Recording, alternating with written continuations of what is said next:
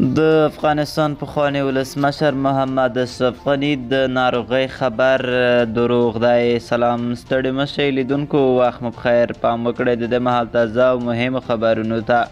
خو له هغه وړاندې زموږ چینل د سره سبسکرایب کړئ تر څو هر خبر تر تاسو در برسیږي. د افغانستان پخوانی ولسمشر محمد اشرف غني داسې ویل کېدل چې د دماغي سکته راغلی او په روغتون کې بستر شوی دی، خو اوس دته نږدې کسانو ویلي چې دا خبر حقیقت نه لري. د رسنیو مسؤل او د نږدې نفر سرور احمدزي ویلي په خپله فیسبوک پاڼه لیکلي چې محمد اشرف غني درست دی او تر اوسه کومه ناروغي نه ده پرې راغلې او کامل صحت لري. افغانانو په داسې حال کې په ټویټر او نورو په ټولنیزو شبکو باندې دغه لیکنې او پوسټونه خپاره کړي وو چې ګواکه محمد اشرف غني دماغي سکته راغلی او په روغتون کې بستر دی، خو د ده نږدې کسان دغه ردوي او وایي چې کامل صحت لري او روغ رمټ دی.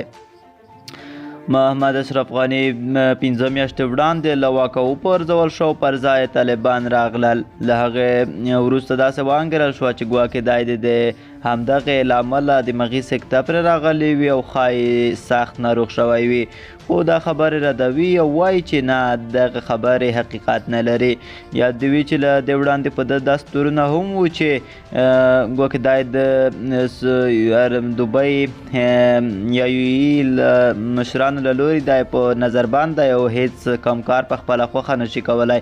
خو محبوب شاه بیا د ده چې نږدې نفر دی هغه وویل چې نه، دا خبر هم دروغ دی او وایي چې اشرف غني په خپله خوښه هر اړیکه ساتلی شي دلته.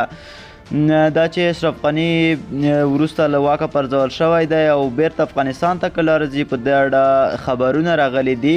دا چې تاسو ته به وړاندې کوو. دغه ویډیو اوږده شوه، تر بلې ویډیو پورې زموږ سره پاتې شئ. زموږ چینل در سره سبسکرایب کړئ او هر ویډیو مو وګورئ او لایک یې کړئ. تر بیا ښه وختونه او ښې چارې.